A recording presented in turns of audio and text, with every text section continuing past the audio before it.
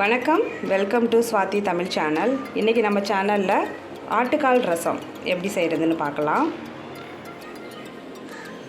ஆட்டுக்கால் நம்ம கடையிலேயே வாங்கிட்டு வந்துட்டோம். அதனால் அவங்களே க்ளீன் பண்ணி கொடுத்துட்டாங்க. ஆட்டுக்கால் வாங்கிட்டு வந்ததுக்கப்புறம் ஃபஸ்ட்டு நம்ம என்ன பண்ணால் ஒரு மணி நேரம் அதை ஊற வைக்கணும். இல்லாட்டி இந்த ஆட்டுக்கால் காலில் பார்த்திங்கன்னா கருப்பு கருப்பாக இருக்கும். அதை ஊற வச்சுட்டு நம்ம இந்த மாதிரி கத்தி எடுத்துக்கிட்டு இதை க்ளீன் பண்ணோம் அப்படின்னா அந்த கருப்பெல்லாம் வந்துடும். இங்கே பாருங்கள் வருது. நான் ஏற்கனவே க்ளீன் பண்ணிட்டேன். உங்களுக்கு காட்டணுங்கிறதுக்காக ஒன்று மட்டும் வச்சுருந்தேன்.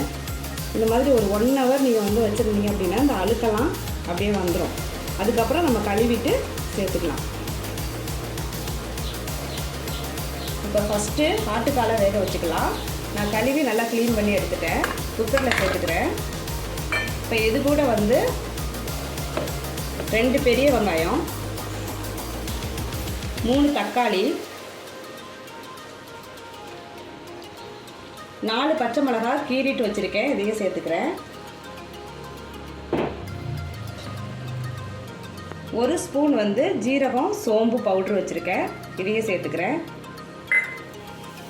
இது கூட 1/2 ஸ்பூன் மஞ்சத்தூள்.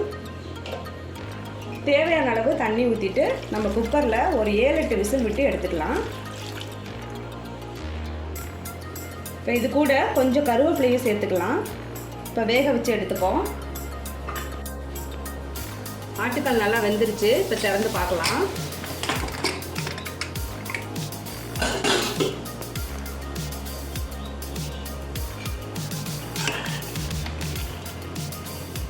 இது பாருங்கள், நல்லா வெந்திருக்கு பாருங்கள். நல்லா வெந்துருச்சு. இந்த மாதிரி ஒரு 7-8 விசிலுக்கு மேலேயே ஒரு 10 விசில் கூட விடுங்க. அப்போ தான் ஆட்டுக்கால் நல்லா வேகும். இப்போ இதை வேறு பாத்திரத்தில் மாற்றிக்கலாம்.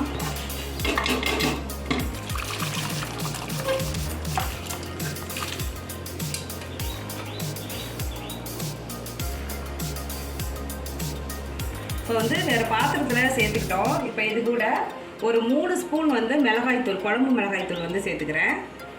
காரத்துக்காக 1 ஸ்பூன் வெறும் மிளகாய்த்தூள் சேர்த்துக்கிறேன்.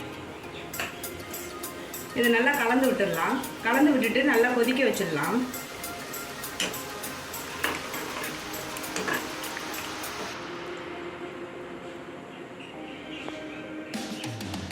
தேவையான அளவு உப்பு சேர்த்துக்கோங்க.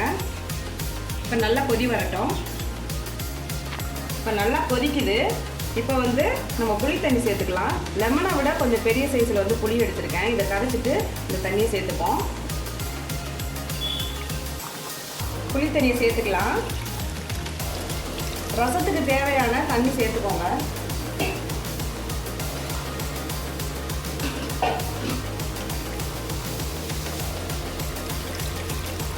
உங்களுக்கு எவ்வளோ ரசம் தேவைப்படுதோ அந்த அளவுக்கு நீங்கள் தண்ணி சேர்த்துக்கலாம்.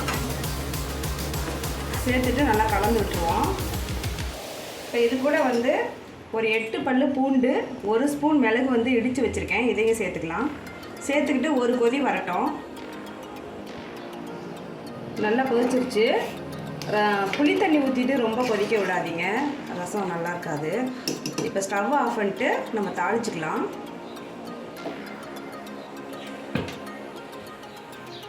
கடாய் வச்சுட்டு தேவையான அளவு ஆயில் ஊற்றிக்கலாம். ஆயில் நல்லா காயட்டும்.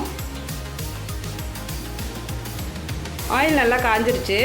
இப்போ இது கூட மசாலா பொருளெல்லாம் சேர்த்துக்கலாம். பட்டை, லவங்கம், சோம்பு, ஏலக்காய் இதெல்லாம் சேர்த்துருக்கேன். சேர்த்துக்கிடுவோம். இது கூட கருவேப்பிலை,